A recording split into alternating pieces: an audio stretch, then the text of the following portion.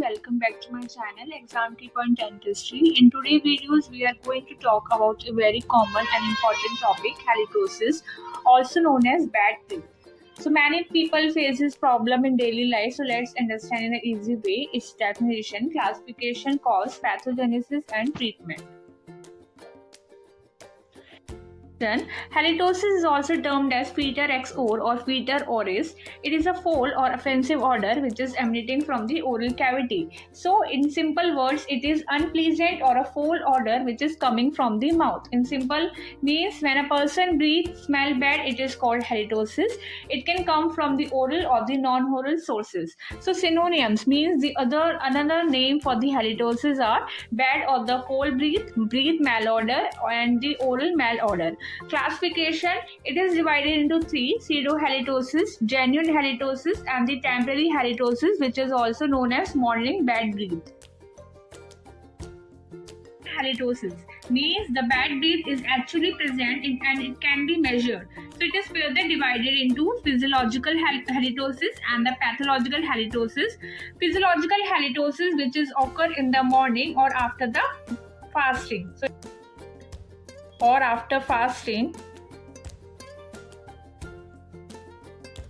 While pathological halitosis caused by the disease of the mouth or the body.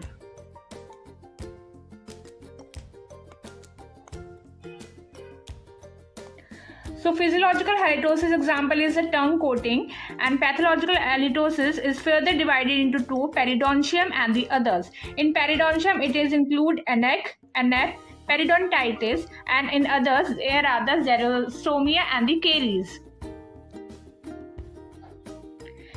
Etiology of the halitosis. So now let's look at the cause of the halitosis, that they can be divided into oral cause and the systemic cause. So in intraoral cause, first one is tongue coating. It is specially on the dorso-posterior surface due to the desquamated epithelium cell and the bacteria.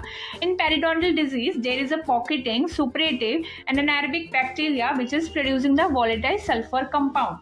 Poor oral hygiene, where the plaque and debris accumulation. Dental caries, especially in the deep cavities with food retention. Pericoronitis, especially inflammation around the partially wrapped tooth and the dry socket. Xerostomia, which is lead to the decrease the cleaning and the bacterial overgrowth, and the processes where the poorly cleaned dentures and orthodontic appliances are responsible for the halitosis.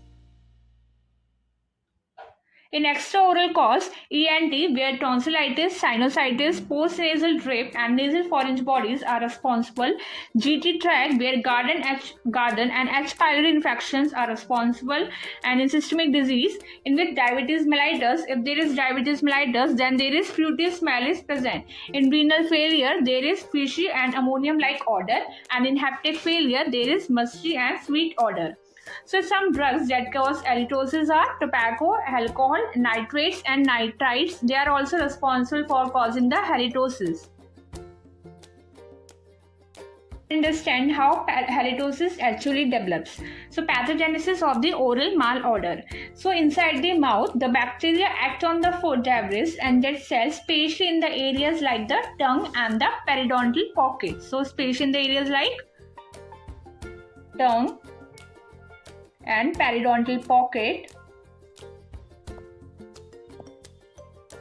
These pockets these bacteria will break down into the proteins and peptides. Then it is further goes on forming the amino acid. Then after amino acids, these are converted into the sulfur containing compounds such as the putrefaction products, which are mainly hydrogen sulfide,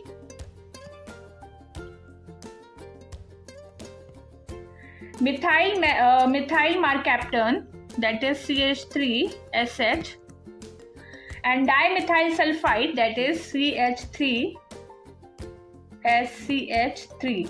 So these are compounds which are also called as volatile sulfur compounds, and they are the main reason for the bad smell. So the more the plaque, debris, or infection, the more these compounds form, causing the halitosis.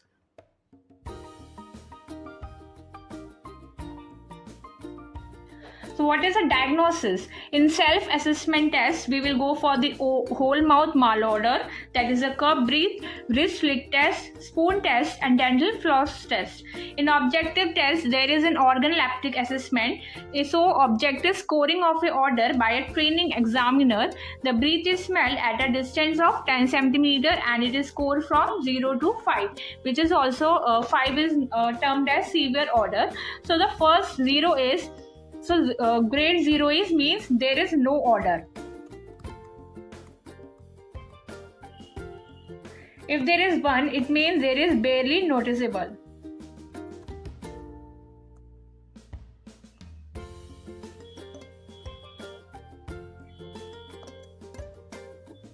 Grade 2 means slight but definite order.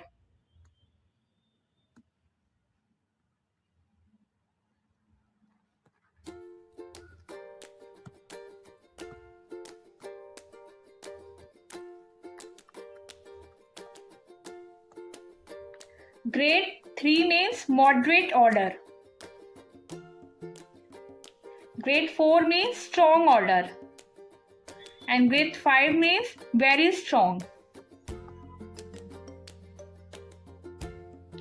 Now the gas chromatography, it measures the specific volatile sulfur compound and it is a gold standard. Then there is third one is BANA test, which full form is benzoyl D-L-arginine naphthalimide test. So it helps to identify the specific bacteria which is responsible for the bad odors such as Porphyromonas gingivalis or Tryponium denticola, and the one is microbial test. Now the is management. First one is mechanical reduction of the intraoral cause. It includes tongue cleaning, toothbrush, interdental cleaning, professional periodontal therapies which are scaling and the root planning, and the chewing gum.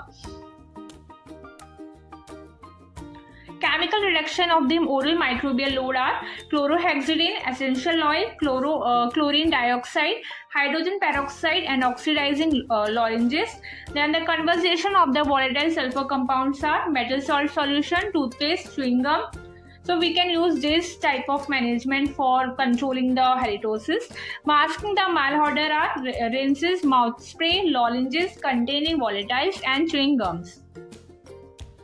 So thank you for the watching. If you found this video helpful, please like, share and subscribe my channel. See you in the next video.